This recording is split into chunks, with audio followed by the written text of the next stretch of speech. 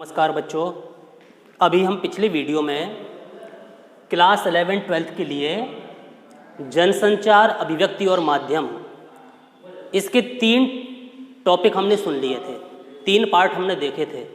जो कुछ महत्वपूर्ण प्रश्न है उनका अध्ययन हमने किया था, ठीक है ना। तो उनका अध्ययन हमने किया था, कुछ महत्वपूर्ण प्रश्न हमने लिखा दिए थे। चलिए उसके आगे हम देखते हैं कि और किस तरीके के प्रश्न आपके बोर्ड के पेपर में पूछे जा सकते हैं। जैसे एक प्रश्न आपका यह है, एन कोडिंग से आप क्या समझते हैं? एन कोडिंग से आप क्या समझते हैं?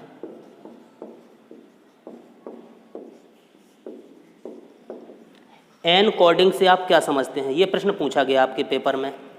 तो क्या लिखोगे आप लोग, क्या कहलाता है एन कोडिंग, इसको समझ लीजिए। यानी कि संदेश को भेजने के लिए इसके उत्तर में आप लोग लिख सकते हो,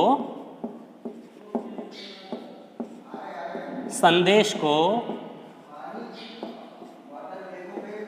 भेजने के लिए, संदेश को भेजने के लिए शब्दों, संकेतों,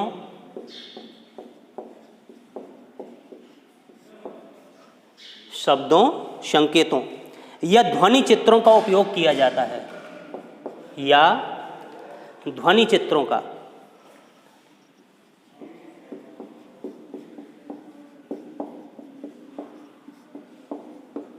ध्वनि चित्रों का उपयोग किया जाता है।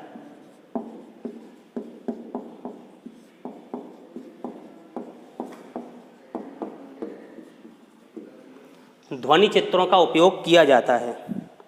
भाषा भी एक प्रकार का कूट चिन्ह या कोड होता है। भाषा भी एक प्रकार का कूट चिन्ह, कूट चिन्ह या कोड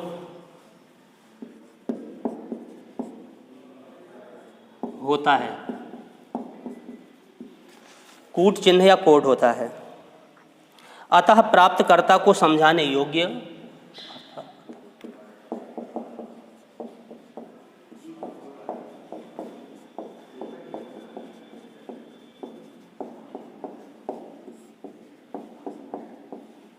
प्राप्तकर्ता को समझाने योग्य कूटों में संदेश बांधना,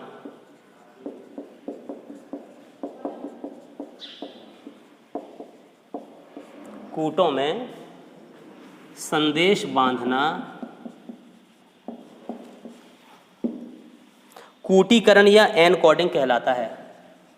कूटीकरण या एनकोडिंग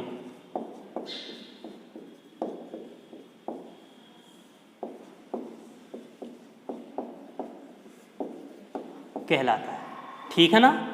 ये कहलाता है बच्चों एनकोडिंग। अगर पूछा जाए कि एनकोडिंग से आप क्या समझते हो, तो आप लोग क्या उत्तर देंगे कि एनकोडिंग क्या होता है? एनकोडिंग से आप क्या समझते हैं, यानी कि एनकोडिंग समझ लीजिए आप लोग, संदेश को भेजने के लिए, कोई संदेश हमें अगर भेजना है कहीं किसी को भी, तो उसके लिए हमें शब्दों या कुछ संकेत या ध्वनि चित्रों का उपयोग किया जाता है, उपयोग करते हैं हम लोग संदेश भेजने के लिए। या तो कुछ शब्दों का प्रयोग करेंगे या संकेतों का प्रयोग या कुछ ध्वनि चित्रों का हम प्रयोग करते हैं। भाषा भी, जो भाषा लिखी जाती है, भाषा भी एक प्रकार का कूट चिन्ह या कोड होता है। अतः प्राप्तकर्ता को समझाने के लिए जो उस संदेश को प्राप्त करेगा, वो प्राप्तकर्ता, उस प्राप्तकर्ता को समझाने योग्य कूटों में संदेश बांधना, कूटों में संदेश को बांधना, यानी कि संदेश हमने बांध दिया कूट में, उसी को हम कूटीकरण या एनकोडिंग कहते हैं। शब्दों में, वाक्यों में उसको पिरो देना, ठीक है ना।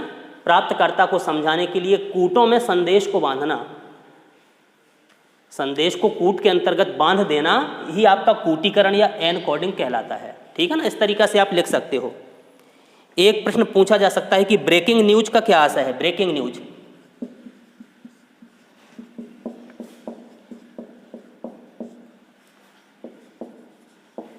ब्रेकिंग न्यूज का क्या आशय है? ये प्रश्न पूछ दिया आपसे, तो समझ लीजिए कि ब्रेकिंग न्यूज है क्या। उत्तर, ब्रेकिंग न्यूज का दूसरा नाम बेटा फ्लैश भी है, फ्लैश।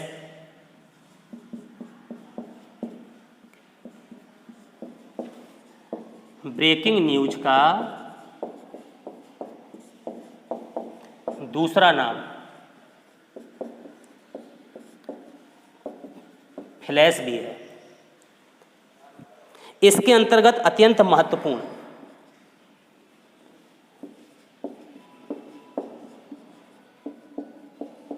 इसके अंतर्गत अत्यंत महत्वपूर्ण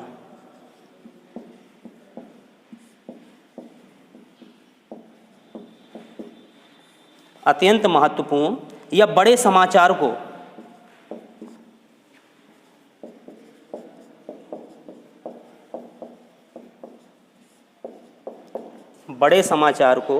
कम से कम शब्दों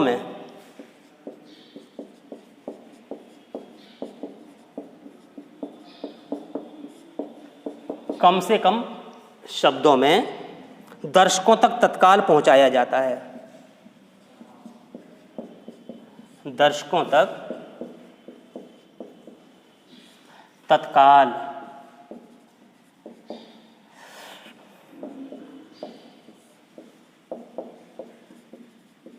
पहुंचाया जाता है। जैसे लिख सकते हैं आप, नेपाल में आया भीषण भूकंप।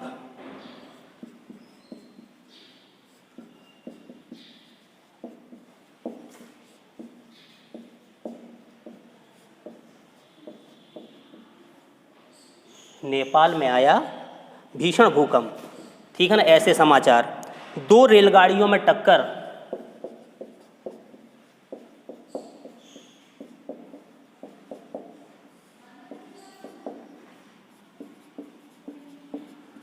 दो रेलगाड़ियों में टक्कर, 10 मरे सैकड़ों घायल। 10 मरे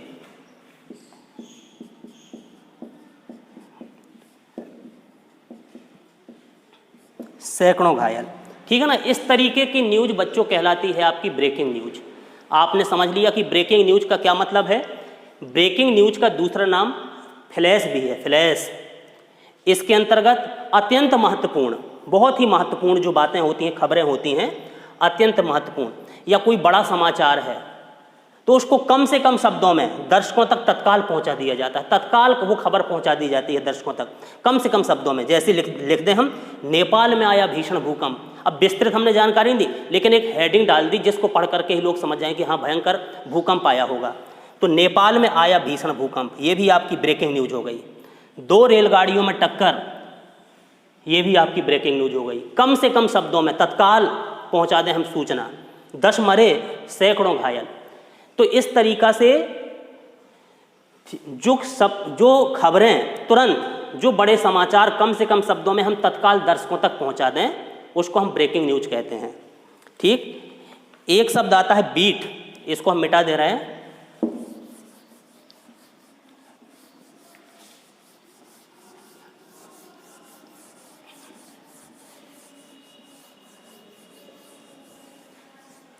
यानी कि अगर पूछ दिया जाए कि बीट से क्या आशय है,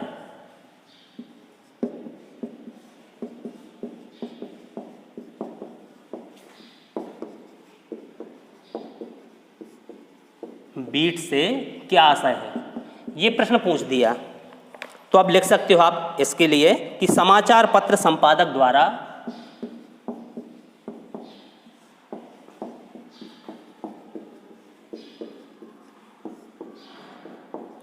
समाचार पत्र संपादक के द्वारा अपने संवाददाताओं के लिए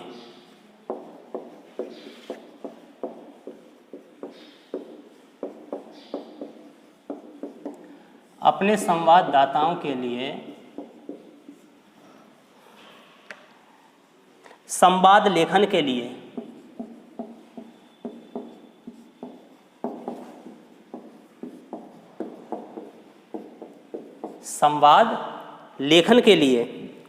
क्षेत्र का विभाजन करना बीट कहलाता है। क्षेत्र का विभाजन करना क्या कहलाता है बच्चों? बीट कहलाता है। समझ गए आप कि बीट क्या होता है?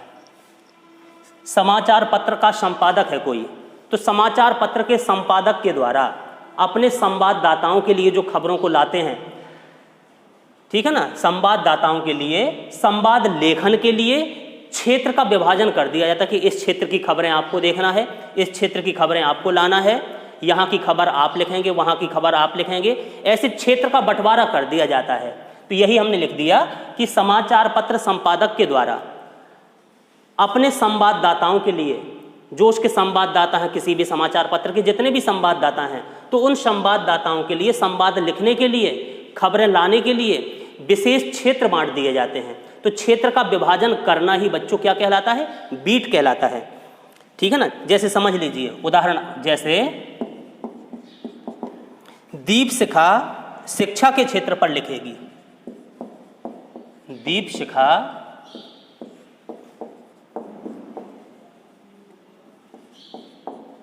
शिक्षा के क्षेत्र पर लिखेगी।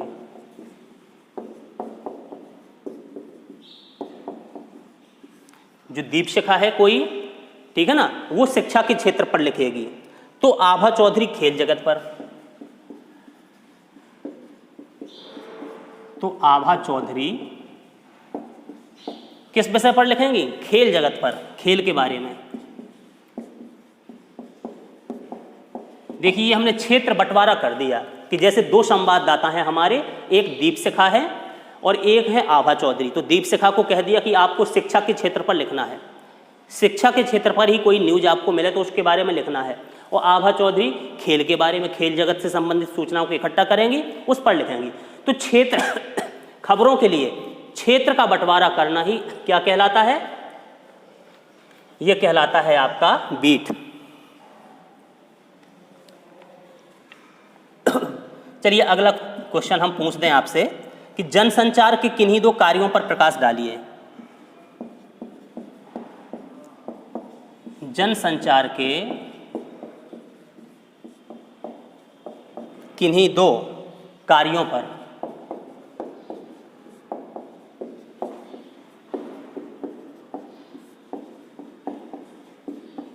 प्रकाश डालिए।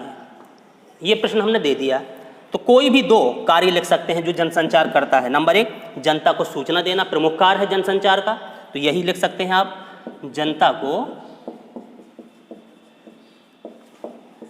सूचना देना। और नंबर दूसरा कार्य एक और बताइए, जनता को शिक्षित करना।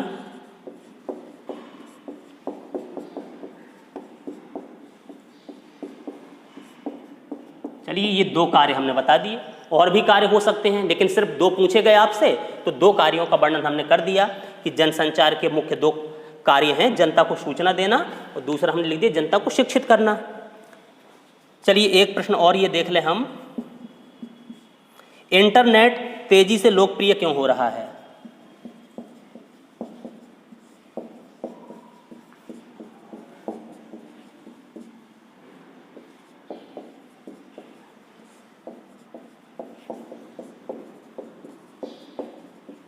इंटरनेट जो है तेजी से लोकप्रिय क्यों हो रहा है? कोई दो कारण बताइए आप,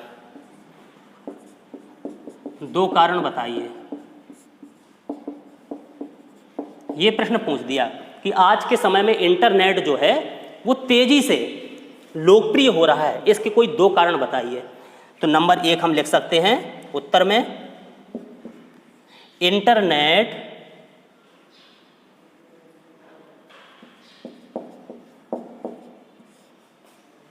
विश्व के किसी भी कोने में, विश्व के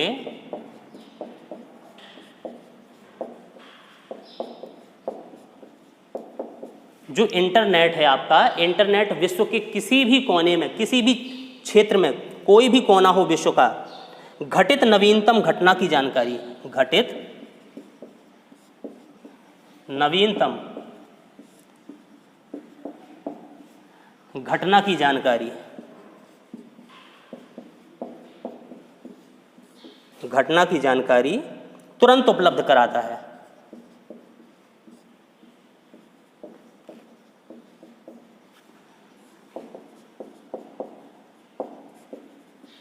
ठीक है ना। तो एक तो हमने ये विशेषता बता दी कि इंटरनेट ज़्यादा लोकप्रिय क्यों हो रहा है। तो सबसे पहली बात तो हमने ये बता दी कि इंटरनेट विश्व के किसी भी कोने में कोई घटना घटित हो जाए, कोई भी नवीनतम नई तुरंत के तुरंत कोई घटना घटित हुई तो उसकी जानकारी हमें तुरंत उपलब्ध करा देता है। एक तो ये विशेषता हो गई, है ना, इसलिए लोकप्रिय हो रहा।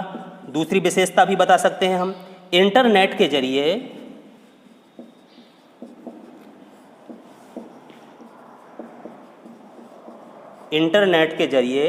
विश्व में कहीं भी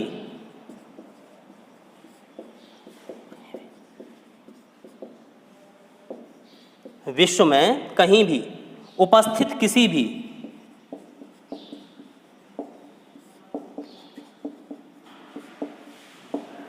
इंटरनेट के जरिए विश्व में कहीं भी उपस्थित किसी भी व्यक्ति से बात की जा सकती है।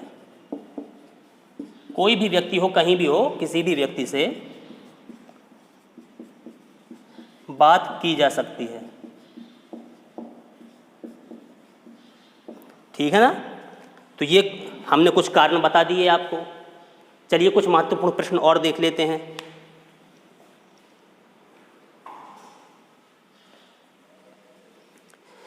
कुछ और क्वेश्चन आंसर हम देख लें। देखिए ये प्रश्न जो हमने लिखा है बच्चों, प्रिंट माध्यम की 2 विशेषताओं का उल्लेख आपको करना है। तो कौन कौन सी हमने 2 विशेषताएं प्रिंट माध्यम की यानी कि छपे हुए रूप में जो सूचनाएं लिखी जाती हैं उनकी 2 विशेषताएं। पहली मुख्य विशेषता तो हमने ये लिख दी कि प्रिंट माध्यम में समाचारों को हम विस्तार से पढ़ सकते हैं, विस्तार से समाचारों को पढ़ा जा सकता है, एक विशेषता। दूसरी विशेषता हमने लिख दी कि इस माध्यम में यानी कि प्रिंट माध्यम में स्थायित्व होता है, हमेशा रहने वाली सूचनाएं, स्थायित्व रहता है, इसे हम कभी भी पढ़ सकते हैं और इन सूचनाओं को हम रिकॉर्ड के तौर पर भी सहेज करके रख सकते हैं, उनका बाद में इस्तेमाल कर सकते हैं जब चाहें। तो ये 2 विशेषताएं लिख दी हमने। अगला प्रश्न जो पूछा गया, स्पष्ट कीजिए कि संपादकीय, जो संपादकीय लिखी जाती है, संपादकीय होता है, संपादकीय के साथ उसके लेखक का नाम और पत्रकार का नाम नहीं दिया जाता है। संपादकीय में लेखक और पत्रकार का नाम नहीं दिया जाता है। क्यों नहीं दिया जाता है संपादकीय में लेखक और पत्रकार का नाम? तो इसका आंसर हमने ये लिख दिया बिल्कुल सरल भाषा में कि जो संपादकीय होते हैं, संपादकीय में समाचार पत्र की राष्ट्रीय और अंतर्राष्ट्रीय नीतियों पर, जो संपादकीय लिखा जाता है, संपादकीय में समाचार पत्र की राष्ट्रीय और अंतर्राष्ट्रीय नीतियों पर लिखते हैं। संपादकीय में क्या लिखते हैं? राष्ट्रीय अंतर्राष्ट्रीय नीतियों पर लिखा जाता है संपादकीय के अंतर्गत। इसके अतिरिक्त इसमें पिछली घटित घटनाओं पर विचारात्मक टिप्पणी भी की जा सकती है कि नहीं? इन संपादकीय में टिप्पणी भी हो सकती है, इसलिए इस पर संपादक का नाम नहीं लिखा जाता है। लेकिन संपादकीय जो लेख होते हैं, संपादकीय लेख, उन पर लिखा जा सकता है। यह संपादकीय जो होती है बच्चों, ये टिप्पणी समाचार पत्र की आवाज़ भी मानी जाती है। संपादकीय में क्या होता है? टिप्पणी की जाती है और उस की हुई टिप्पणी को ही समाचार पत्र की हम आवाज़ मानते हैं। इसलिए आप लोग बता सकते हैं कि संपादकीय में उसके लेखक का या पत्रकार का नाम क्यों नहीं दिया जाता है? तो आप बता सकते हैं क्योंकि इस पर राष्ट्रीय अंतर्राष्ट्रीय नीतियों पर संपादकीय के अंतर्गत लिखा जाता है, राष्ट्रीय अंतर्राष्ट्रीय नीतियों में लिखा जाता है। ठीक है ना। और जो पिछली घटनाएं घटित हो गई उन पर विचारात्मक टिप्पणी भी की जाती है, इसलिए लेखक का नाम संपादकीय में नहीं दिया जाता। ठीक है ना। चलिए और कुछ क्वेश्चन देख लें हम। देखिए ये जो क्वेश्चन बेटा हमने लिख दिए हैं कि जैसे बीट रिपोर्टिंग और विशेषीकृत रिपोर्टिंग में अंतर स्पष्ट करो। क्या अंतर है बीट रिपोर्टिंग में और विशेषीकृत रिपोर्टिंग? ये 2 प्रकार की रिपोर्टिंग लिखी है, इन दोनों रिपोर्टिंग में अंतर क्या है? तो क्या लिखा हमने, जो बीट रिपोर्टिंग होती है, आपकी बीट रिपोर्टिंग सामान्य रिपोर्टिंग कहलाती है। सामान्य रिपोर्टिंग होती है बीट रिपोर्टिंग। इसमें तथ्यों और घटनाओं को ध्यान में रख करके खबर दी जाती है।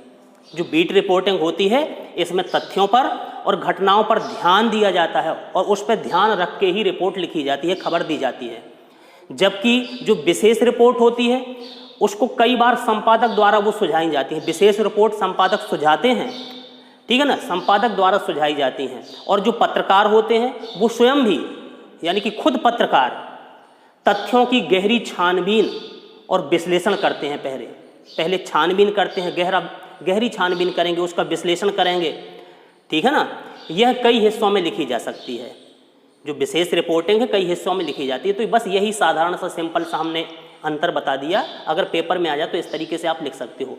एक ये महत्वपूर्ण प्रश्न है बच्चों, इसको देख लीजिए, संभवतः आपके पेपर में आ जाए कि समाचार के इंट्रो और बॉडी से आप क्या समझते हैं। समाचार का इंट्रो क्या होता है और समाचार की बॉडी क्या होती है, इससे क्या समझते हैं आप। ये कई बार बोर्ड के पेपर में पूछा गया, इसलिए आप अच्छी तरह से इसको समझ लीजिए। अगर पेपर में आए कि समाचार का इंट्रो क्या होता है और समाचार की बॉडी क्या होती है, समाचार के इंट्रो और बॉडी से आप क्या समझते हो, तो लिख सकते हो समाचार पत्र में समाचार लेखन भी, समाचार लिखने की भी अपनी एक कला होती है। ठीक है ना। जब समाचार लिखा जाता है, कोई भी समाचार जब लिखा जाता है तो सबसे पहले अनुच्छेद में, पहले ही पैराग्राफ में, पहले ही अनुच्छेद में क्या होता है, समाचार के मुख्य तत्व दे दिए जाते हैं और इसे ही हिंदी में हम मुखड़ा कहते हैं और अंग्रेजी में इसी को हम इंट्रो कहते हैं। अंग्रेजी में इसको इंट्रो कहा जाता है। समझ लिया आपने कि समाचार पत्र में समाचार लिखने की भी एक अपनी कला होती है। जब समाचार लिखा जाता है तो सबसे पहले अनुच्छेद में, सबसे पहले अनुच्छेद में क्या होता है, समाचार के मुख्य तत्व दे दिए जाते हैं। पहले अनुच्छेद में समाचार के मुख्य तत्व दे दिए जाते हैं। ठीक है कि नहीं। उन्हीं मुख्य तत्वों को क्या कहते हैं हम, मुखड़ा, और अंग्रेजी में उसी को हम कहते हैं इंट्रो। तो समझ गए आप इंट्रो क्या है। कोई भी समाचार लिखें उसके पहले पैराग्राफ में, पहले ही अनुच्छेद में मुख्य तत्व आ जाते हैं, उन्हीं मुख्य तत्वों को ही हम समाचार का इंट्रो कहते हैं, या हिंदी में उसको मुखड़ा कह सकते हैं। अब चलिए समझ लीजिए कि बॉडी क्या होती है। अच्छा, इसके बाद आपने मुखड़ा समझ लिया यानी कि इंट्रो समझ लिया। अब इसके बाद में उस समाचार को विस्तार दिया जाता है। पहले तो मेन तत्व दे दिए हमने पहले अनुच्छेद में, शुरुआत के अनुच्छेद में, उसके बाद में इंट्रो देने के बाद में, ठीक है ना, समाचार को विस्तार दिया जाता है। कैसे विस्तार देते हैं, इसमें इंट्रो में निर्देशित बातों को, जो इंट्रो में पहले अनुच्छेद में हमने जो इंट्रो के बारे में बातें निर्देशित की, उन इंट्रो में निर्देशित बातों को विस्तार के साथ लिखा जाता है, फिर उस पर विस्तार कर दिया जाता है। ठीक है ना। जब वो पूरा विस्तार हो जाता है, समाचार पूरा लिख जाता है, तो उसी विस्तार से कही हुई उन्हीं बातों को हम बेटा बॉडी कहने लगते हैं। तो ये आपने समझ लिया कि इंट्रो क्या है और बॉडी क्या है, यानी कि मुखड़ा क्या है और बॉडी क्या है। जो पहले अनुच्छेद में समाचार में मुख्य तत्व दिए जाते हैं, ठीक है ना, उन्हीं को हम इंट्रो कहते हैं या मुखड़ा कहते हैं। फिर उस पर जो विस्तार कर दिया जाता है उसके बाद में, उसी को हम बॉडी कहते हैं। ये समझ लिया। एक और अति महत्वपूर्ण प्रश्न बेटा आ जाता है कभी कभी, चलिए इसको हम और समझ लें। एक क्वेश्चन और देख लें। कौन सा, वॉचडॉग पत्रकारिता। समझ लीजिए, ये कई बार पेपर में आया है आपके। वॉचडॉग पत्रकारिता से आप क्या समझते हैं, समझ लीजिए वॉचडॉग पत्रकारिता क्या है। यानी कि प्रश्न अगर आ गया वॉचडॉग पत्रकारिता का आशय बताइए।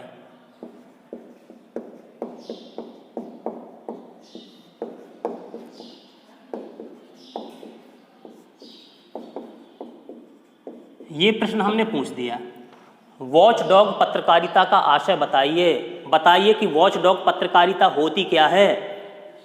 ठीक है ना। वैसे इस शब्द से आप समझ सकते हैं, वॉच माने होता है देखना, डॉग माने होता है कुत्ता, कुत्ते की तरह निगरानी करना, कुत्ते की तरह देखना या कुत्ते की तरह निगरानी करना। इसके आंसर में लिख सकते हैं हम, वॉचडॉग पत्रकारिता को हम परिभाषित करते हैं।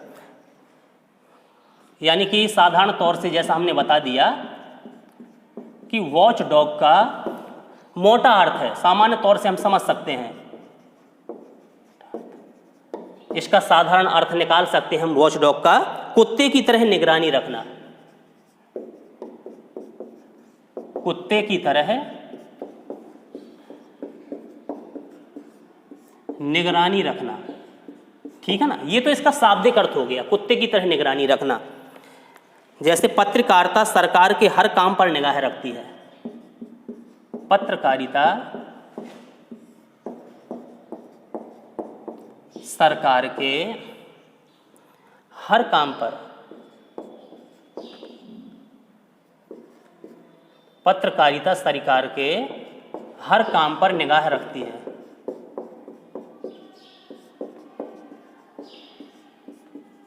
हर काम पर निगाह रखती है। जैसे ही गड़बड़ी दिखाई देती है, जैसे ही कोई गड़बड़ी दिखाई देती है,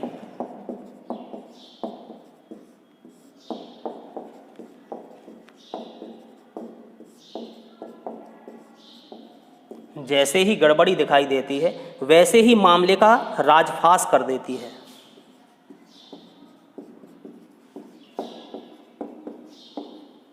वैसे ही मामले का जो राज है वो फाश कर देती है, उसको उसका पर्दा हटा देती है।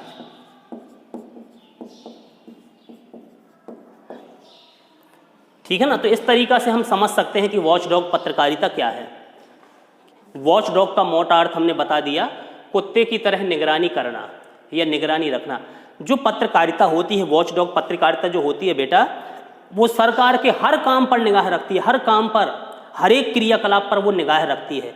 जहां से पता चला कि हाँ कुछ गड़बड़ी हो रही है, कोई गड़बड़ी दिखाई देती है, वैसे ही मामले का तुरंत राजफाश कर देती है वो। ठीक है ना। तो बिल्कुल कुत्ते की तरह निगरानी करना, ये इसका मतलब है। तो समझ गए आप वॉचडॉग पत्रकारिता क्या है। तो इस तरीका से आपके बोर्ड के पेपर में कुछ भी प्रश्न आ सकते हैं। चलिए अगले वीडियो में हम और कुछ महत्वपूर्ण प्रश्न बताएंगे। अभी जितने प्रश्न आज बताए हैं इनको आप अच्छी तरह से पढ़िए, समझिए। कहीं कोई दिक्कत होती है बराबर पूछते रहिए। धन्यवाद।